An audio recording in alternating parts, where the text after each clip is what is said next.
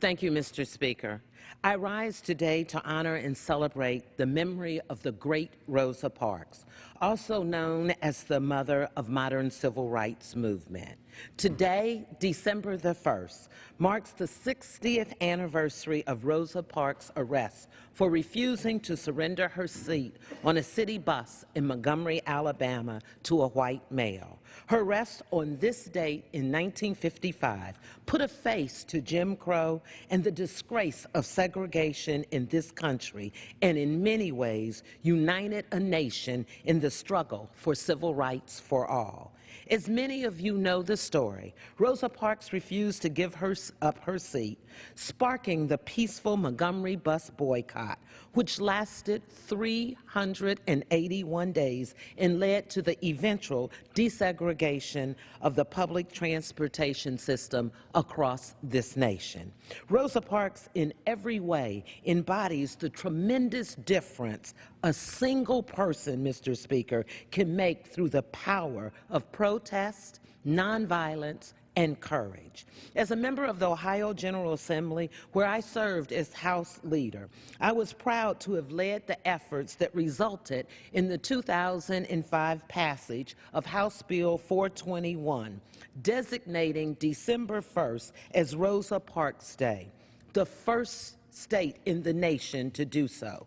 Each year, the state of Ohio, spearheaded by the Central Ohio Transit Authority, proudly celebrates the life of Rosa Parks in our state capital, Columbus, Ohio. It's important that we do not let her legacy of bravery die.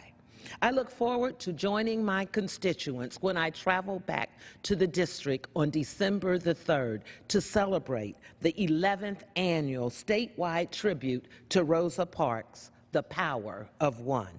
Mr. Speaker, I would like to thank Congressman John Conyers, the Dean of this House, for agreeing to participate in my Community Leaders Forum at this year's celebration.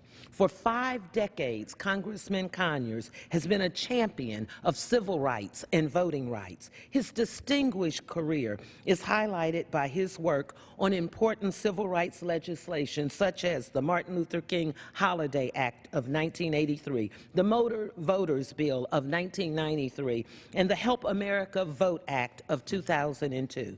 Today, he continues to fight for voting rights and civil rights as the ranking member on the House Judiciary Committee. I look forward to welcoming him to our Rosa Parks celebration because he shared a personal relationship with her, who worked for Congressman Conyers from 1964 until 1988.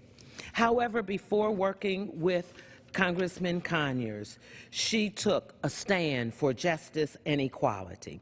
The power of one person changed our nation forever. Our fight for racial equality and real inclusion is ongoing, as recently publicized tensions across our nation has made this clear.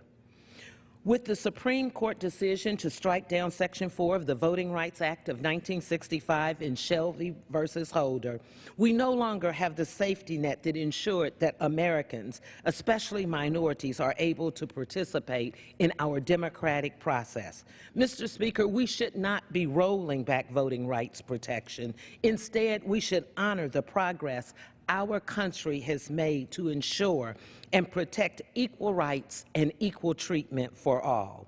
That is why I am the co-sponsor of the Voting Rights Advancement Act of 2015, H.R. 2867, which enjoys bipartisan and bicameral support.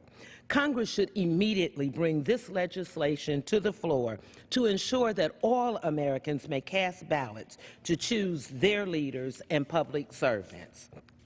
Mr. Speaker, many of the policies being pushed by House Republican leadership will adversely and disproportionately affect people of color and individuals in low-income communities. When we talk about reform in Washington and starting with a clean slate, without consideration of how these policies will affect all communities, we do our nation a disservice.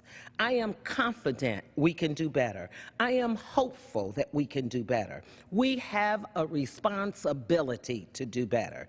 Today and every day, Let us be inspired by Rosa Parks and remember that each person must live their life as a model for others.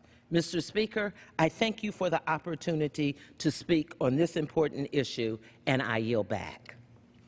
The chair recognizes the gentlewoman.